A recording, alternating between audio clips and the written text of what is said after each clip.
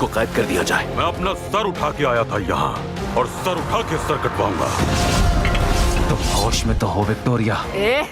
तुम जो कुछ सोचते हो वो होता नहीं है दोस्त। बर्नार्ड कभी खामोश नहीं बैठेगा मेरी मलिका। मैं तो मंसूबा बना चुकी हूँ। तलवारें नीचे कर दो। बर्नार्ड के मिलने तक नहीं की जाएंगी। आज तुम्हारा मरने का शौक पूरा कर दूंगी मैं। तुम यहाँ हो गद्दार। तुम्हें अंदाजा होना चाहिए कि अगली बारी तुम्हारी। मैं गजा पर होने वाले समझौते से किसी तरह भी मुतमईन नहीं।